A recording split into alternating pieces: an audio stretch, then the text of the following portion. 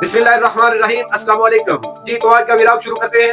آج سب سے پہلے انڈیا اور یو اے ای جو پاکستان کے خلاف ایک محاذ کھولنا چاہتے ہیں، انڈیا کے وزیر دفاع جنگ کی دھمکیاں دے رہے ہیں۔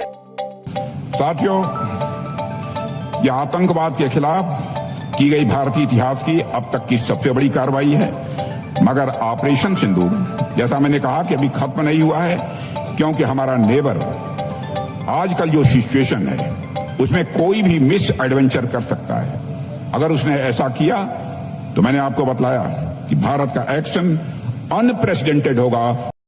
ہم پاکستان پر جنگ مسلط کریں گے تو بھائی پاکستان مکمل طور پر تیار ہے۔ آپ کے لیے، آپ کی نسلوں کے لیے پاکستان مکمل تیار ہے۔ جب دل کرے آپ کا، جس دن جس رات زمین سے آنا چاہو، آسمان سے آنا چاہو، دائیں سے بائیں سے سمندر سے، ہم آپ کو تیار ملیں گے انشاءاللہ۔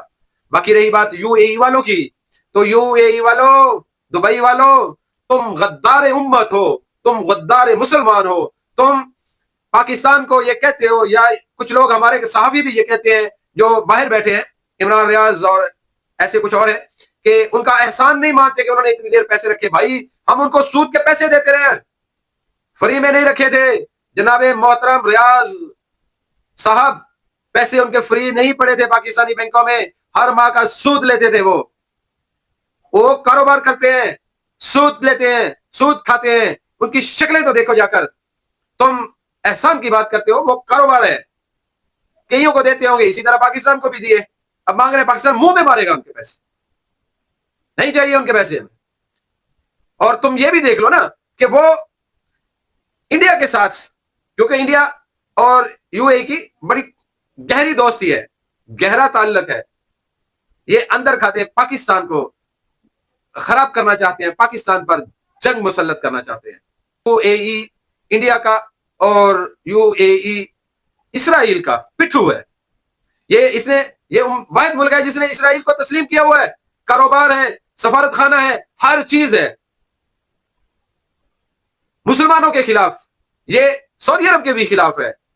انڈونیشیا میں اس نے اتنے مسلمانوں کو قتل عام کروایا کہ جس کی کوئی انتہا نہیں۔ ظالم ترین لوگ ہیں یہ خود غرض لوگ ہیں اور منافق لوگ ہیں کہ یہ اپنے ہی مسلمانوں کو نقصان پہنچاتے ہیں، اپنے ہی مسلمانوں کا قتل عام کرواتے ہیں پیسے دے کر، اور جہاں جہاں ان کو اپنے مفاد نظر آتے ہیں وہاں چاہے آگے کوئی بھی ہو، ان کو یہ ختم کرنا چاہتے ہیں۔ انڈیا والوں اور دبئی والوں، دبئی میں اس وقت سب سے زیادہ انڈین لوگ ہیں۔ وہ دبئی والوں، وہ کہیں تم ایسے دیکھتے نہ رہ جانا، وہ تھوڑا ملک ہی نہ کھو کہ اگلے اپنا ایک ریاست بنا کے بیٹھے ہوں۔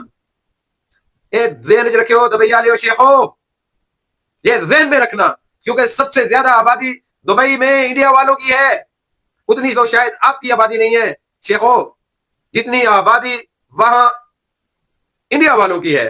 اور وہ استعمال کر رہے ہیں یو اے کو پاکستان کے خلاف، اور پاکستان پر ایک جنگ مسلط کرنا چاہتے ہیں۔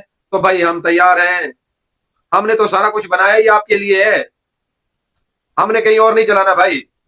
ہم رہے یا نہ رہے، یہ گارنٹی ہے کہ آپ کو نہیں چھوڑیں گے، چاہے وہ ایرا ہو، غیرہ ہو، نتو ہو، کوئی بھی ہو، نہیں بچے گا انشاءاللہ۔ دوسرا وہ پسوڑی ٹرمپ، اس نے پوری دنیا کو یب میں ڈالا ہوا ہے کہ نہ معاہدہ کرتا ہے اور نہ ہی جنگ بندی کی طرف آتا ہے۔ وہ ایسا پسوڑی ہے کہ اس نے پوری دنیا کو اپنی لپیٹ میں لے لینا ہے، کیونکہ ایران کے ساتھ اب چین اور روس کے ساتھ بعد تیسرا ملک کوریا بھی شامل ہو چکا ہے۔